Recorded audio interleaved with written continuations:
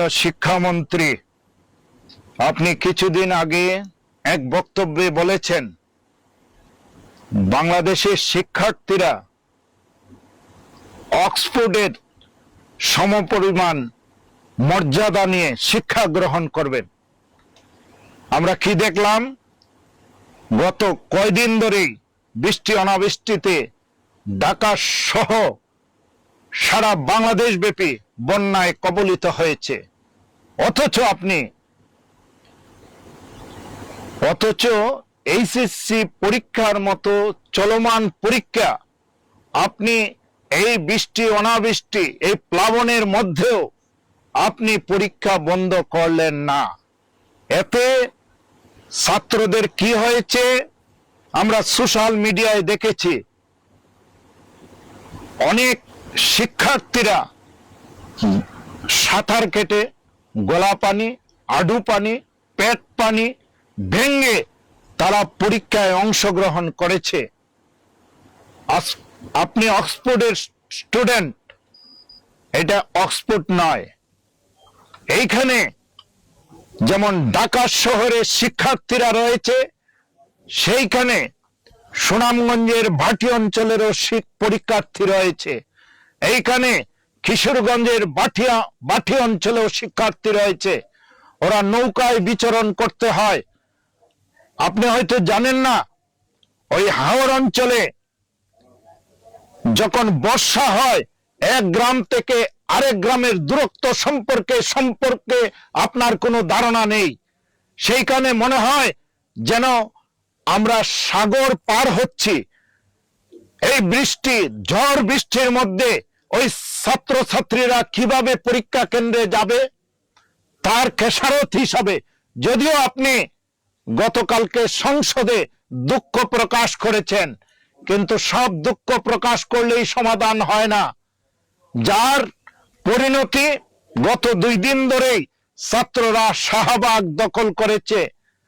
আজ শাহবাগ মোড়ে সমস্ত গাড়ির যানজটে ঢাকা শহর অচল হয়ে গেছে। এর জন্য আপনি দায়ী। এই ছাত্রদের উস্কানিতে ফ্যাসিস্ট সরকার শেখ হাসিনা পালাতে বাধ্য হয়েছে। যদি এটা সমাধান না করেন তাহলে এর পরিণতি কোথায় গিয়ে দাঁড়াবে তা আপনি জানেন না। ছাত্রদের ইতিহাস আপনার ভালো করে জানা। 52-তে ছাত্ররা নেতৃত্ব দিয়েছে, 69-এ নেতৃত্ব দিয়েছে, 71-এ নেতৃত্ব দিয়েছে, 90-এ নেতৃত্ব দিয়েছে, 2024-এর 5ই আগস্টে নেতৃত্ব দিয়ে ফ্যাসিস্ট সরকারকে হারিয়ে অন্তর্বর্তীকালীন সরকার, আর এখন হচ্ছে আপনাদের সরকার। তো সুতরাং আপনারা অতীত ভুলে যাবেন না। ছাত্রদেরকে ছাত্রদের মতো চলতে দিন। আপনি শিক্ষামন্ত্রী, শিক্ষার অনেক কিছু পরিবর্তন করতে চান, কিন্তু বাস্তবতা বুঝুন। অনতিবিলম্বে আপনি শাহবাগে যান, ছাত্রদের কাছে ক্ষমা ভিক্ষা প্রার্থনা করুন। যদি ওই দিন যেদিন ঢাকা শহর সহ সমস্ত কিছু বন্যায় কবলিত হয়েছিল, বৃষ্টিতে একাকার হয়েছিল, সেই দিনের পরীক্ষা পুনরায় গ্রহণ করার ব্যবস্থা করুন, যাতে আমার দেশের ছাত্রছাত্রীরা ভালোভাবে পরীক্ষা দিয়ে তার ফিউচারকে ডেভেলপ করতে পারে। তো সুতরাং আমরা মনে করব আপনি শিক্ষামন্ত্রী, আপনি একসময়ের অক্সফোর্ডের ছাত্র ছিলেন। গত সরকারের আমলে, বিএনপি সরকারের আমলে আপনি হাফ মন্ত্রী ছিলেন, আর এখন আপনি ফুল মন্ত্রী। আপনার স্পিরিট সম্পর্কে আমাদের ভালো ধারণা আছে। আপনি সংসদের প্রথম দিন যেদিন আপনি শপথ গ্রহণ করেছেন, এই দিন লাফ দিয়ে আপনি সংসদে ঢুকেছেন। এখন লাফ দিয়ে ওই শিক্ষার্থীদের সমস্যা সমাধান করুন।